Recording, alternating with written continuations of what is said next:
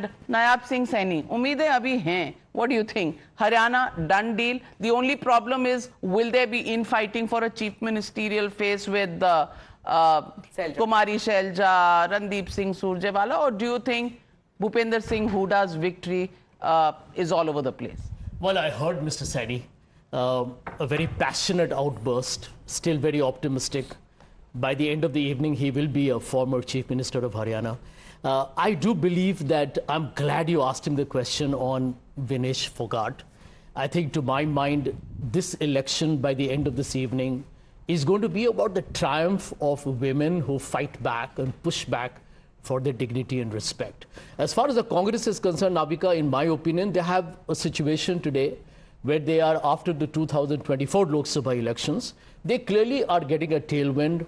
Rahul Gandhi is the new narrative of Indian politics. He is on the ascendancy, and I can tell you that momentum, when it comes in your favor in politics, it remains for a long, long time. That's how Mr. Modi won a lot of elections on a roll. So I think you're seeing a tectonic shift in Indian politics. By the end of this evening, the questions will be asked on, is Mr. Narendra Modi himself going to be a political liability for the BJP? He doesn't. Well, okay. 7 a.m. in the morning, is Narendra Modi a political liability? That's the narrative that has come out. And joining me this morning is Shehzad Poonawalla, national spokesperson of the BJP. Already, Sanjay Jha writing there on the wall saying, "Arey, BJP ka to safaya," and that's what poll of polls in the exit polls has said. And Shehzad, if I draw your attention first to the Haryana exit poll, where most polls, in fact all polls, are giving Haryana straight across, no questions asked, to the Congress party without any requirement of any jod tod, and the BJP is on the defensive. 25-56, that's the poll of polls numbers, and about independents around 9 of them. Jammu and Kashmir, if we take a look at it, the poll of polls for Jammu and Kashmir gives 41 to the Congress and National Conference, BJP at around 28, 7 to the PDP, and 14 to the independents. So the BJP on the defensive, on the back foot in both places. How do you see this? Do you agree with Sanjay Jha, 7 o'clock prophecy that Narendra Modi is now a liability? Navika, first of all, good morning to you and the viewers of Times Now and all my friends who are the panelists today. And Sanjay Jha has been making this prophecy from 2013 onwards. From his status as Congress spokesperson to his status as suspended Congress spokesperson, his prophecies have not changed. So he has been consistent कि मोदी तो नहीं आने वाला है, मोदी जाने वाला है, और 10 साल हो गए पर संजय झा की prophecy ना सही हुई ना चेंज हुई. दूसरी बात, देखिए मुझे तो दिखाई दे रहा है टीवी स्क्रीन पर, संजय ने भी काला पहना है, सभा ने भी काला पहना है. अरे भाई 12 बजे के बाद काला पहना था. तुषार ने आपके लिए भी आज आनंद ने भी काला पहना है, तुषार गुप्ता ने भी काला पहना है. साथ आनंद और तुषार तो इनको कंपनी दे रहे हैं क्योंकि इनके लिए आज चित्र काला होने वाला है. और मैं आप ही के सवाल पर आते हुए नाविका जी, ये एग्जिट पोल वाले हमें मध्य प्रदेश में भी कहीं नहीं दे रहे थे, ये एग्जिट पोल वाले हमें छत्तीसगढ़ में भी नहीं दे रहे थे. परंतु 10 सेकंड लेकर आपको केवल एक पिक्चर ड्रॉ करना चाहता हूं. 2008-9 में कल्पना कीजिए, भारतीय जनता पार्टी ना हरियाणा में कहीं पर थी, ना जम्मू कश्मीर में कहीं पर थी. आज हम 2024 आते आते हरियाणा में 2 बार सरकार बना चुके हैं. जम्मू कश्मीर में we will be the single largest party by all accounts. These are big tectonic changes. पहली बार 10 साल की सरकार हरियाणा में चलती है. खर्ची पर्ची, दलाल दमाद, भ्रष्टाचार, दलित अट्रॉसिटी, ये कोई नैरेटिव में विपक्ष के नहीं होता. और पहली बार संजय झा ने 7 बजे ईवीएम को नहीं गरियाया है, जबकि जम्मू कश्मीर में इतना बड़ा चुनाव हुआ है. तो मुझे लगता है इसमें ऑलरेडी बहुत सारे पॉजिटिव संकेत है. बहुत सारे पॉजिटिव संकेत है सबा Naqvi if you look at the positive. Nobody is raising a question mark on EVMs this morning, so that's a big change. Jammu and Kashmir, for once we are talking about elections, results, hung house, majority. We are not talking about terror attacks, violence. We're talking about percentages of votes in places like Pulwam, Sopor, Baramulla. You know, that's where people have turned up in large numbers. Whoever wins, isn't this a tectonic shift in the manner in which Jammu and Kashmir has participated in elections, and results are being anticipated even in Haryana without the shadow of "Arey bhai, election commission to BJP ka hai"? No, I mean, you're right, absolutely, I agree. Jammu and Kashmir, where I travel, had very healthy voting, given the fact that in their perception, their rights were taken away. So I think for me, what will be very interesting from the BJP's perspective, I'm not going with Sanjay that everybody is going to get wiped out, but Jammu, beyond Haryana, which is a traditional Congress versus BJP fight, BJP might lose and Congress is likely to win. Let's put that aside. Jammu and Kashmir is of great importance, Navika, because for years there have been three issues which the BJP had in its manifesto. UCC, which is complicated, Ram Mandir, and Article 370. They have delivered on 2.5, right? Half UCC in the state.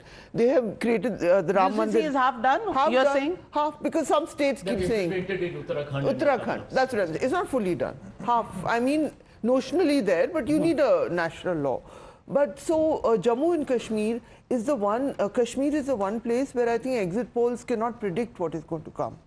Because even with someone like me who's going only to travel with the people and not talking to the administration, there are moments when you don't know whether what you're being told. Only your Kashmiris might be told in that seat. People are very, very careful. So let's see what comes out of there. But what has happened since last night is that this 5 seats, BJP is starting with 5+. The nominated seats of the LG has become a the talking point. So what is going to happen is, so for the Bharatiya Janata Party, from their perspective, it's very, very important to do well in Jammu. And the figure they had given themselves is about 30 in Jammu, and then you have a game going with others. I do not believe NC or PDP are at all in the others. We are looking at the other formations. That's also a very tricky thing for the Bharatiya Janata Party. 40% of the candidates are independents in this Navika, election. There is an ideological problem in, we don't know what the result, we are just, there is a very big ideological problem. First you have to show, you have just lost in the seat of Ayodhya in the Lok Sabha, let's face it.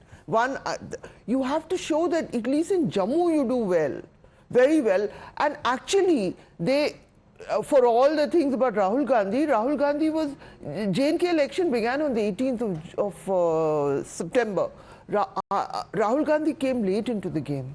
A lot of the Congress tailwind that got scattered.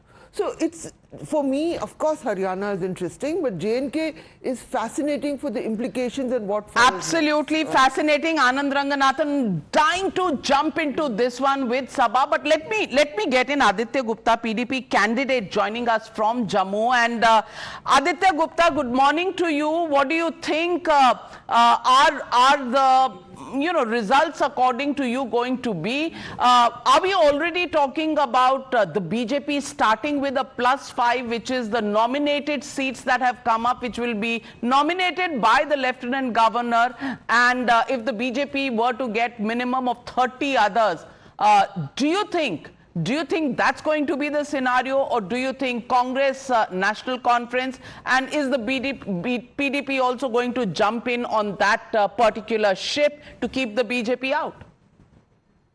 Good morning, Navika. See, the fact of the matter is that BJP is an organization with whom no one will like to align as far as Jammu and Kashmir is concerned. The three parties that they keep on mentioning, which is National Conference, PDP and Congress, they in any case have an ideological issue with us. As far as the others are concerned, on which they are riding very high, those three are Engineer Rashid, ex-Jamaat and Hurriyat leaders. All three ex-Hurriyat leader in jail under UAPA, campaign, look at the campaigns, the way campaigns were run, the slogans that were raised in the rallies of these candidates. If BJP wants to align with these candidates, that means that BJP is accepting the fact that Article 370 has to be relooked. This becomes one of the major quotient. Be it the three state parties, two state parties, or Engineer Rashid also said Article 370. Ex-Jamaat also says Article 370. Hurriyat says 370. If the independents you are going to align with, they are the pro 370, then BJP has to come up with an explanation. What will be their decision what will be their stand as far as Article 370? And apart from that, what will be their stand? What is their stand going to be? They passed the Article 370 in Parliament. Sushil Pandit, do you think there is any going back on that? No, the problem is there is election rhetoric and then there is post-election reality. I think sooner these candidates realize that elections are over, votes have been cast, and now the post-election reality has to be dealt with, the better for them. Problem is PDP is not getting any votes in Jammu, just as BJP is not getting any votes in the valley. Eventually, if the three parties that you're talking about, PDP, BJP, and PDP, Congress, and National Conference come together, it is not the coming together of three parties. It is actually leaving Jammu out. Can you visualize a government in Jammu and Kashmir where Jammu is out and it's only Kashmir?